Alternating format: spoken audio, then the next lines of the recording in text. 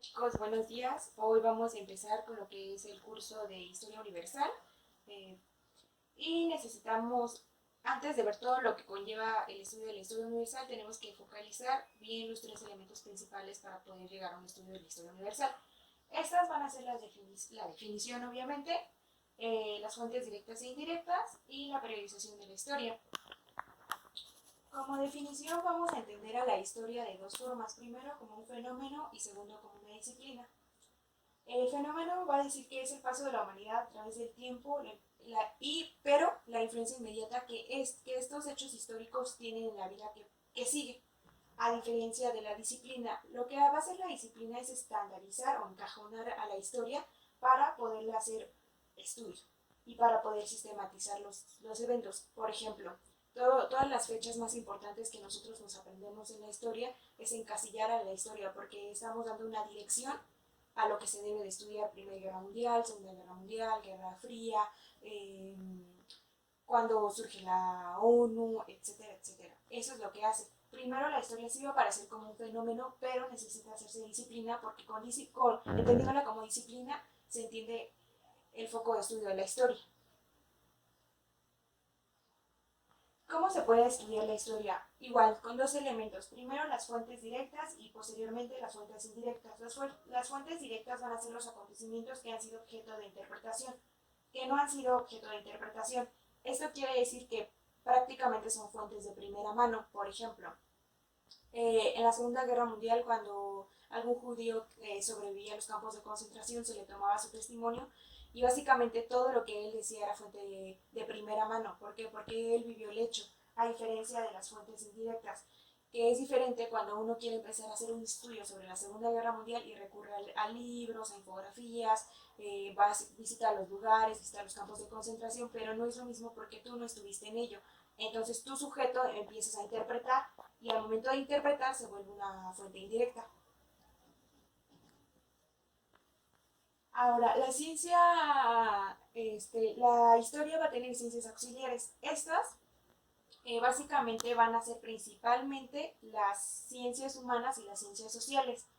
Van a estar la lingüística, la arqueología, la biología, la antropología, la sociología, la economía y la paleontología. Existen mucho más ciencias auxiliares que van a ayudar a la historia, porque básicamente la historia es el estudio de todos los aspectos que conlleva la vida del hombre en paso de tiempo. Entonces, estas no son como que solamente sean las únicas. Puede llevarse, bueno, más bien la historia también se apoya de ciencias exactas como lo es la geografía o la geología. Ahora, para entender, ya esto es como más como tips de cómo poder empezar a estudiar la historia y cómo entenderla. El problema que muchos tenemos es tratar de empezarnos a llenar de puras fechas y aprendernos todo lo que necesitamos. Poder empezar a entender cómo se estudia la historia, necesitamos primero la periodización. Estos son más bien como los tips que se necesitan para que tú ubiques los periodos en el tiempo. ¿Por qué? Porque la mayoría de las veces tratamos de aprendernos todas las fechas y al final no nos aprendemos nada. Hay que entender que la historia se va a dividir en dos. No la historia precisamente, porque va a aparecer también o va a destacar lo que es la prehistoria y posteriormente la historia. Estas se van a dividir con la aparición de la escritura.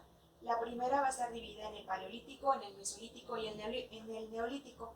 La segunda va a estar dividida en cuatro edades: antigua, media, moderna y contemporánea. La edad antigua va a ser la primera en temporalidad para el estudio de la historia. Esta va a ir del 3500 a.C.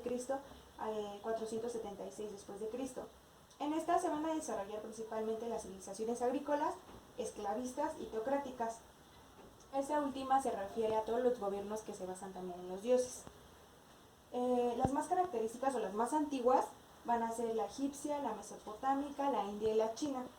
Posteriormente va a aparecer los fenicios, los persas, los hititas y los hebreos, pero como máxima representación que van a tener las civilizaciones antiguas va a estar Grecia y Roma como símbolo de la antigüedad clásica, y estas van a ser mucho más populares que las anteriores.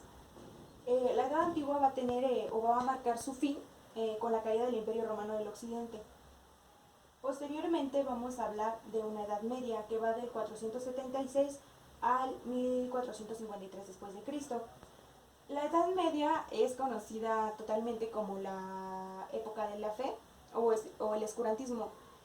Para tratar de identificar con mayor facilidad lo que es la Edad Media, hay que entender que todo lo que sucedía en la Edad Media o todo lo que giraba en torno a la Edad Media era respondido con Dios. No se le cuestionaba y todo lo que aparecía o desaparecía era por gracia divina. En esta, algunos de los eventos más importantes van a ser las invasiones bárbaras y el saqueo de Roma en el siglo V después de Cristo. Va a haber una confrontación entre el cristianismo y el islam.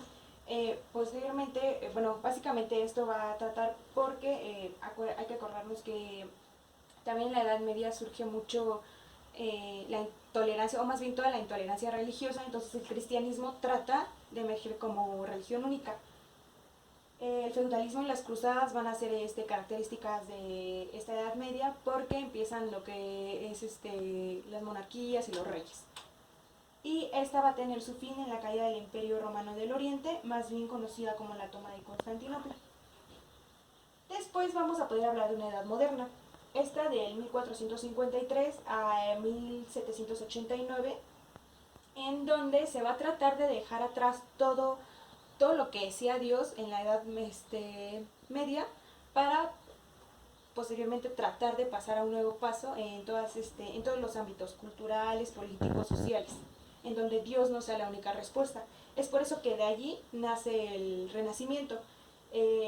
Florece la filosofía humanista, empiezan a haber descubrimientos e inventos modernos, va a haber todo el desarrollo de un comercio y la aparición de una nueva clase social que es la burguesía.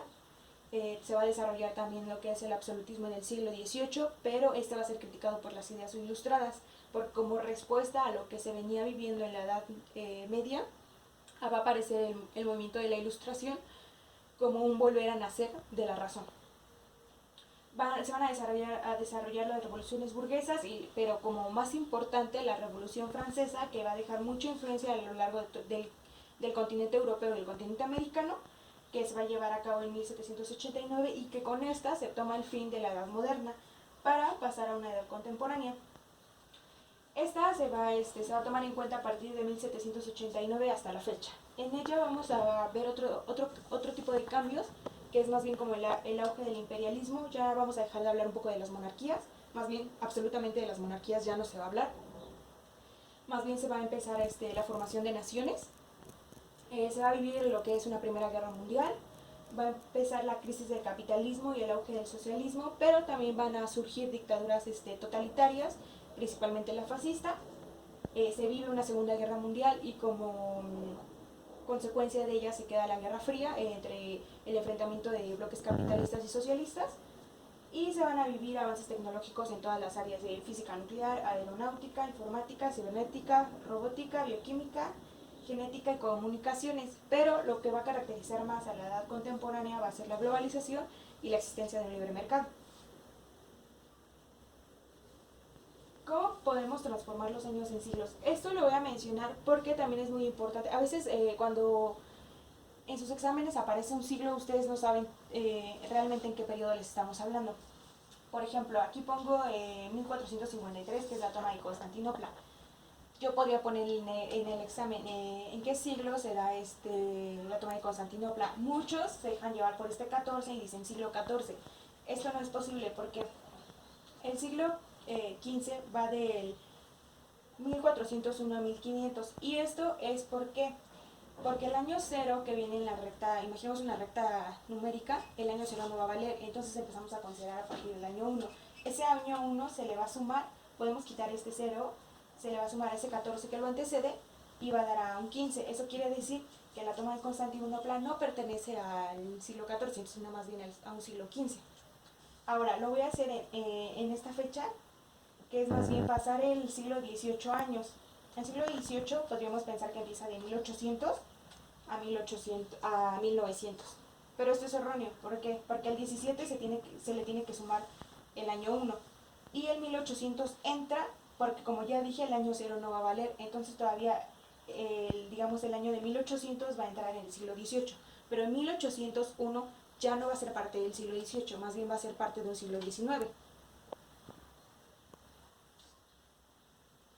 lo que podemos identificar en esta contextualización de la historia es que necesitamos ver a la historia como periodos, no como fechas. Las fechas van a ser importantes, pero las fechas más importantes, como lo decía yo anteriormente, se necesita encajonar a la historia en una serie de acontecimientos más importantes, pero esto no quiere decir que todos los demás se queden a un lado.